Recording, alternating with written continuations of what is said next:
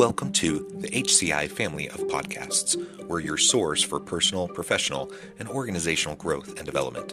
We share our own original research, explore industry trends, and interview executives and thought leaders from across the globe. Join us for practitioner-oriented content around all things leadership, HR, talent management, organizational development, and change management. Maximize your personal and organizational potential with the HCI family of podcasts.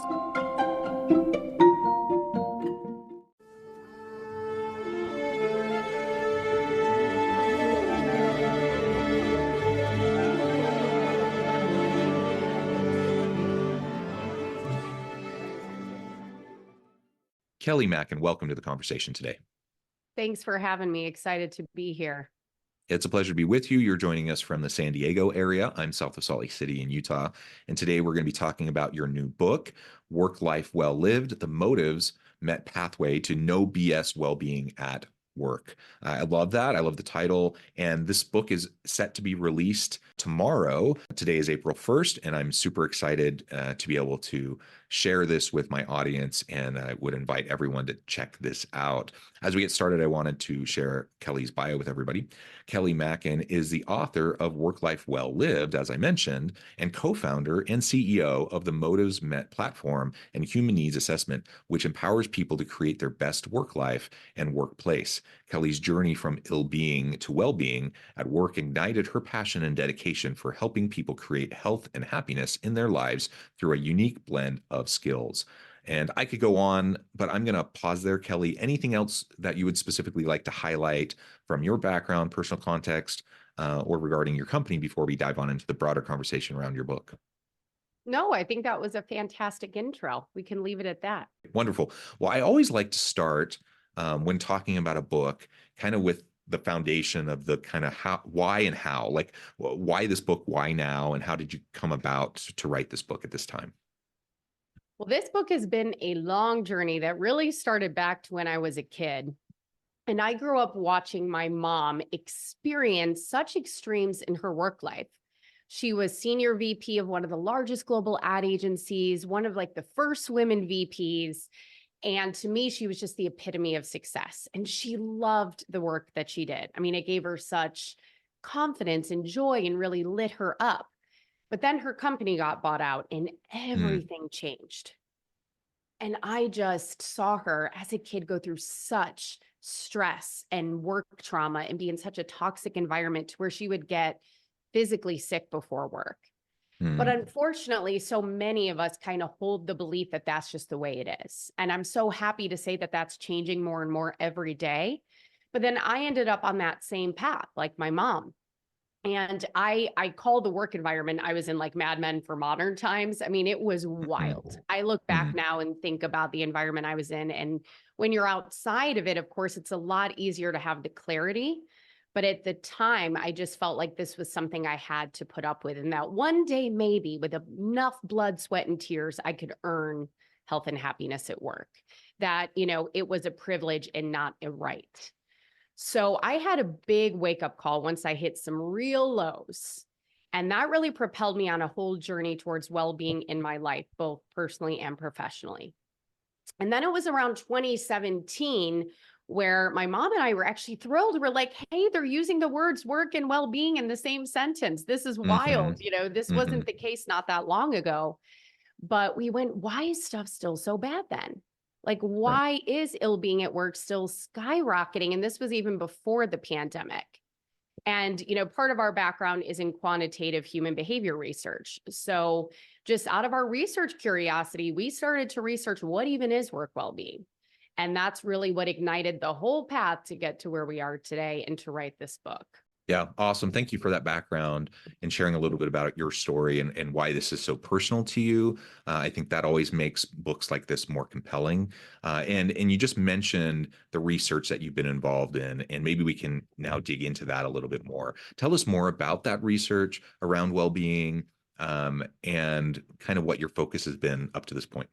There's so much I could share here, so I'm going to try to be concise. But essentially, I discovered that there are 10 dream killers, as we call them, that threaten the dream of a work life well lived for everybody. And I talk about these in the book. But a few of these dream killers really are specific to the fact that the world doesn't know what work well-being is, and that Mm, how we have traditionally been taught how to approach health and happiness at work is actually wrong. So there's a few main obstacles. One is when talking about work well-being, we can lack specificity. If you search on the internet or go to company websites, you'll find stuff like, oh, well-being at work is when employees are healthy, happy, satisfied in their work environment. And that sounds great, but what the heck does that really mean? Like, mhm, what do we really do with that? I use the term health and happiness all the time, but it doesn't serve us as a definition around being well at work because it leaves it then this fluffy, vague, intangible thing. The second thing we found is that even when we got more specific, it was often still inaccurate or suboptimal. So, for mhm, example, when I tell people I have a company that helps create well being at work, I'll get responses like, oh, so you help people have work life balance. And mhm, that is a huge misconception because, for example, I actually don't need strong work life balance to have my best work life. And I can share more about that because that usually perks people's ears up. Or in our research, when we asked people, we got responses like, well-being at work is being able to get my job done without costing me my sanity. Or it's when mhm, my team feels valued and likes what they do. And sure, would, having more sanity and less stress and liking what you mhm. do be a positive thing? Sure. But is that really like the best way for us to think about thriving at work? Well, we found maybe not so much. Third obstacle is that important aspects of well-being at work go missing. Things like having fun, being challenged, being able to speak freely. These things are just missing from the well-being conversation, but we found that for some people, they are absolutely vital to their health and happiness at work. And then Can I last can but I can not, I pause you there just for a second because I yeah, mean I so much of what you've already said really resonates with me. But from that last point, I'm just thinking about myself, and I think part of what you're getting at is like everyone is unique. We're not a monolith. Everyone has unique motives, drivers. What's gonna, the work life well lived is going to be different for me than you and other, anyone else. For me, it's a lot of what you just said. Like my main gig is I'm a professor. I'm a professor at a university. I love it. I have a lot of autonomy. I have a lot of schedule flexibility. I have like a lot of those types of things that a lot of people would say, oh, that's amazing. And it is. Like I'm not gonna, say it's not, but that's wonderful. But I'll tell you, some of the things that either get me the most frustrated, discouraged, um, even angry at work isn't around those elements. It's around like how much psychological safety is there in the workplace? How much am I allowed to speak my mind, and share ideas, and how are those ideas received? Like it's those things that tend to matter more to me than some of those other things that I know might matter more to other people. And so, anyways, I just wanted to highlight that. Like it's that really resonated with me when you said that, and I think we all probably can tune into different things that are most important to us and most salient. yes. No, I mean that you got it. You hit the nail on the head. And it's so simple and obvious in a way, but it's just not how we approach things. Because the last obstacle I was going to touch on is that there's so much noise out there to navigate through. Mhm. There's CEOs and TED Talks telling you got to find your purpose. Otherwise, you're going to be miserable your whole work life. There's research saying your employees are leaving because they don't have growth. And other research is like, no, they're leaving because like of a bad boss or they don't think you value them enough. So it's like there's just so many people telling us what we should want and what we should need and what we should prioritize in our hierarchy of needs when all of that we found is pretty much BS because what matters most to me at work is not going to be what matters most to you. Well-being is personal, and we call it the ugly truth because it makes it a lot tougher. A lot of people want to say, hey, these are the 5 things you need to care about. Here are the 5 things your team wants most. And we say that's all a lie. So our research actually found there's 28 psychological, emotional, and social needs, what we call motives, that are what thriving at work is truly all about. And we developed this really cool framework. It's colored and it's interactive on our website. And so it makes it easy to grasp. But these 28 needs fall into 10 overarching buckets or motive domains, as we call them. So, for example, in the freedom domain, there's the need for autonomy, the need for flexibility. And like you were saying, free expression is a big one, that need to express yourself and have that psychological safety. In the balance domain, we have the work life harmony and balance pace motive. but belonging is a motive, and fun and self-esteem and prestige and culture and leadership. So there's so many of these different needs, but we need a way to organize, prioritize, and understand them in a way that actually serves us. Like the type A person in me was dying for some structure. I'm like, okay, sure, Mm. there's some good information and research in the world, but how do we really make sense of it and develop a system around it that helps us?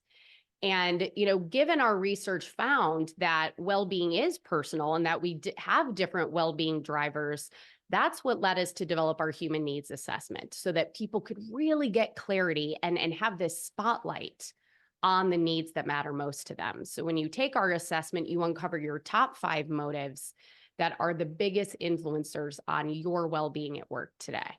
And I'm wondering, as you're describing that, I'm thinking there's lots of different typologies out there. We've all done personality assessments or strength finders or like these various things, right?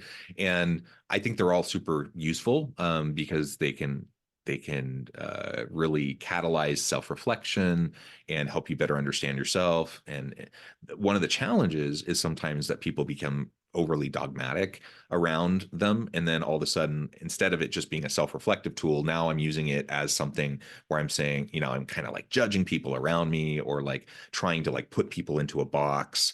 And sometimes it's with good intention. Sometimes it's like, I want to have a well-rounded team, right? And so I want everyone to do this assessment. So now that I can know where everyone else falls, so we can have, complement each other and have a well-rounded team. And I think that's admirable, but also it can become problematic if you become overly dogmatic around these types of assessments. So I'm wondering, as you were describing yours, I'm wondering like how you view that and like how it can be utilized in such a way that it can fulfill the purpose of it and inform how we lead and inform our teams and whatnot, but without falling into the trap, that sometimes some of these types of typologies and how they're utilized does. That's a fantastic question. I haven't gotten that one before. I love that question. It's part of what we help people do with the assessment, with our framework and research is to really develop what we call the motives mindset. It's the thoughts and beliefs and attitudes that we have around approaching these human needs at work that is going to ultimately allow us to have the careers, to have the workplaces and cultures that we want. And a big part of that mindset is embracing motive diversity, embracing need diversity at work, that we're all going to need different things at different times. And that if we want to have greater connection, a lot of times it's really about just limiting judgment. Instead of asking ourselves, how do we connect? It can be asking like, how do we limit judgment? Because we don't realize often it can be subconscious, but we tend to think that others feel how we feel, that others need what we need, when in fact they don't. And I own this about myself wholeheartedly. I can look back on my career and think, oh, I thought this was important and this is what I should need. So this is what you should need. And our team needs to think about things this way. Otherwise, we're not going to be a high performing team like you were saying. So it's really developing this mindset to say that the diversity of needs coming together is actually what well-being at work is all about. And unlike other assessments that kind of want to put a stake in the ground and say, this is your personality or these are your strengths, personal strengths, for example, is one of the 28 motives, just one Yeah. of them. So we say someone could be very driven by strengths. Someone else might be really driven by innovation and wanting or challenge and not be driven by their strengths at this moment in their work life. But it's not, your needs are not static. They are going to change throughout your work life. As you hit big milestones at work, if big things happen in your personal life, that is going to change your needs. I mean, I'm sure, John, what you needed most 20 years ago in your career is going to be different than what drives your well-being today. So it doesn't really work to say, oh, let's try to get this mix of 5 people on my team to have these perfect complementary needs, because these needs are going to naturally evolve. What it's about and what we drive home with leaders all the time is that it's learning to live in the friction of these needs well, because inevitably certain needs hold more friction with one another, and it's unavoidable. So instead, if you can develop that, motive diversity mindset and go, okay, how do we compromise and problem solve and be strategic and learn to live in this tension in a way that we're doing it collectively and everyone understands that there does need to be compromise at times, that is what's going to actually set us up for success rather than trying to control people's needs and put together a team with perfect needs that complement one another. Yeah, and like you said, the reality is even if you are able to kind of hone in exactly at where someone's at point A, that doesn't mean that's where they're going to be at in point B or C, right? Like we all have life changes, we have life stage, we have a career stage, we have different personal things that happen in our lives, whatever. Like there's 1,000 things. And so there's really no substitute for just like as a leader trying to know your people, having regular dialogue and conversations around what is their driving motivation, their driving purpose at this point in time, what they need from us to be successful. And just because we had that conversation with them last year doesn't mean it's the same thing as what's going on this year or even a couple months ago, right? So we just have to have that kind of ongoing dialogue. And these types of tools and assessments can be really, really useful to facilitate that dialogue and to facilitate the self-reflection that's necessary for people to even be aware of what their motives are. Because so often, at least I found this with myself and with those around me, that we tend to default to like whatever society is telling us is most important. And so I may not even be aware of like what my driving motives are, even though it's 100%. me. Like it's me, and I'm living my life, and yet I'm clueless because I'm just kind of living the life that I've been told to lead, and that people say is important, or like the aspects that define a successful career. I'm just kind of accepting what other people tell me instead of defining it for myself, right? And so that can make it really challenging.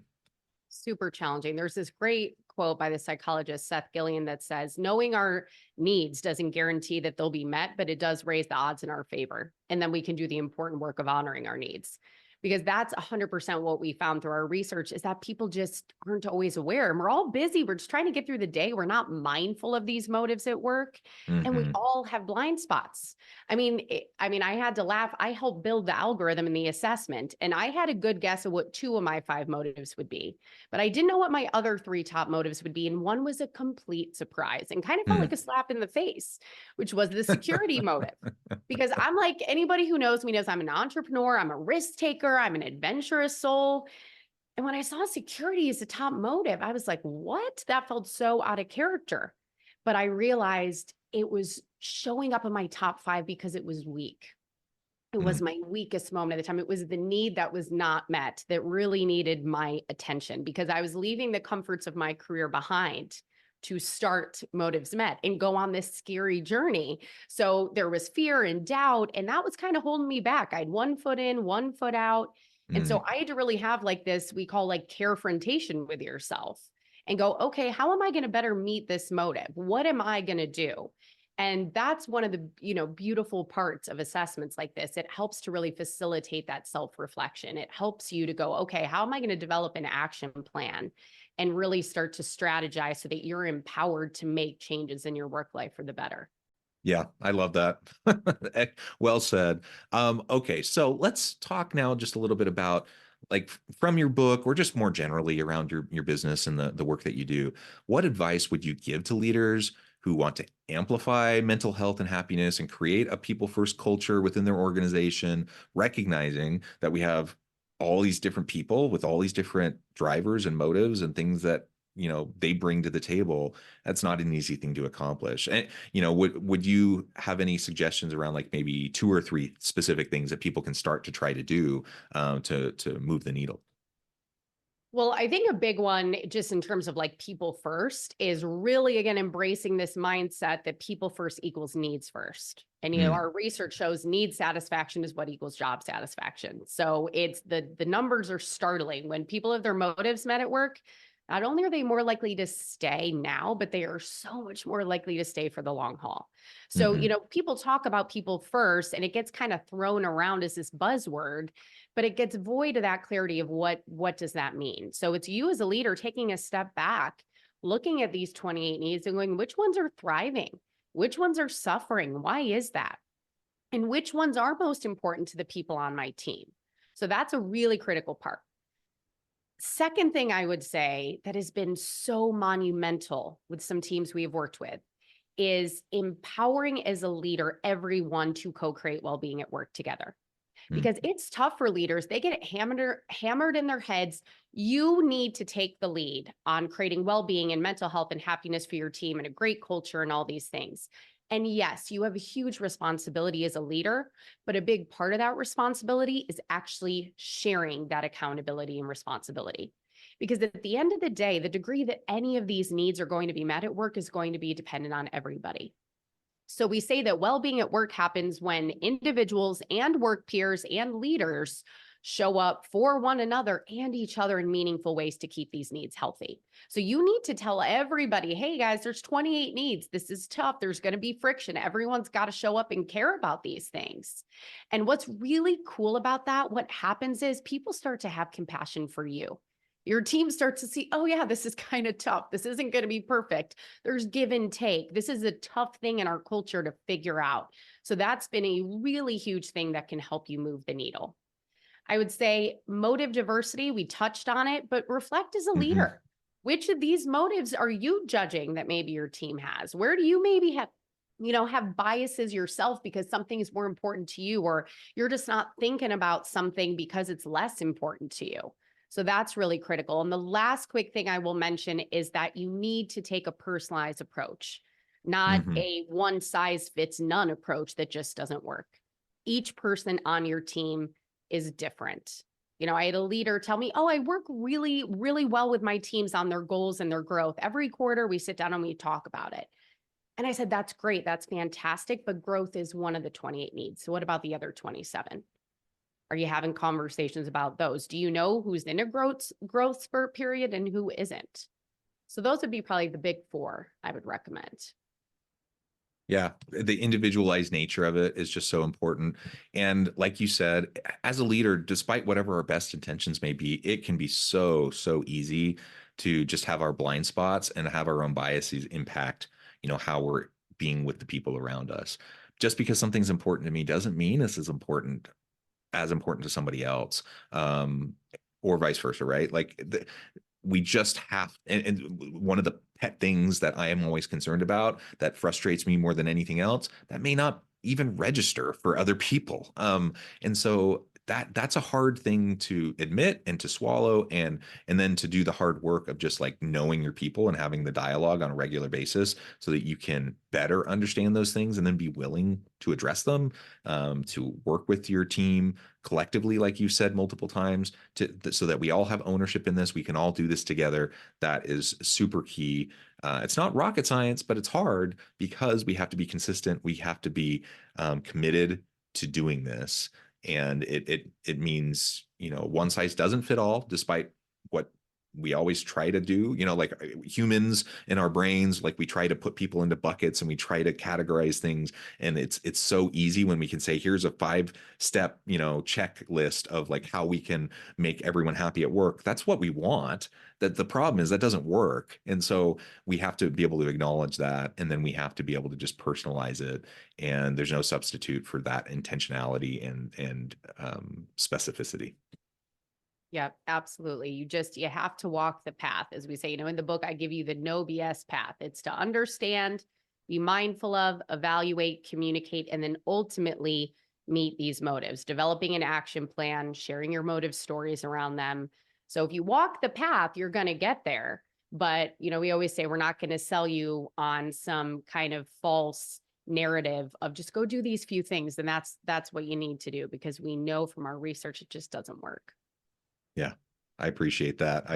I think there's a lot of organizations who can't admit that. Like I think that's important. And sometimes when because people like the quick fix, they like the digestible, and they want the easy answer.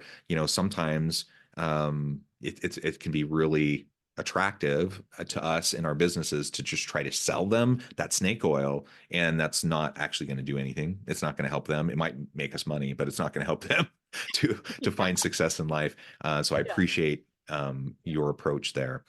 Kelly, this has just been a pleasure. I know at the time I need to let you go here in just a minute.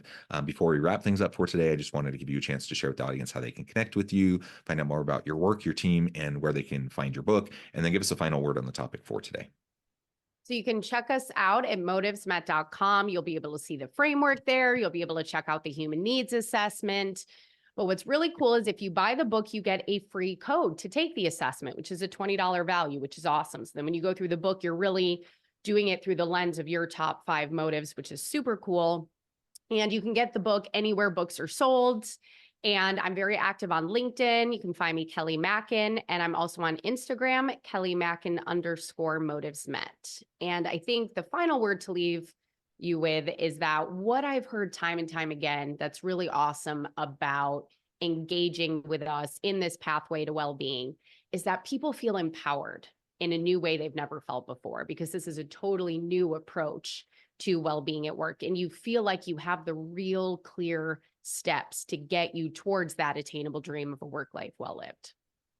Yeah. Thank you, Kelly. It's been a real pleasure. I encourage the audience to reach out, get connected, find out more about what Kelly can do for you. Check out the book. And as always, I hope everyone can stay healthy and safe, that you can find meaning and purpose at work each and every day. And I hope you all have a great week.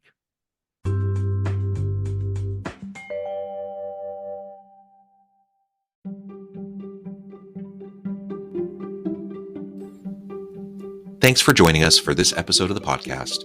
We hope you stay healthy and safe, and please join us again soon.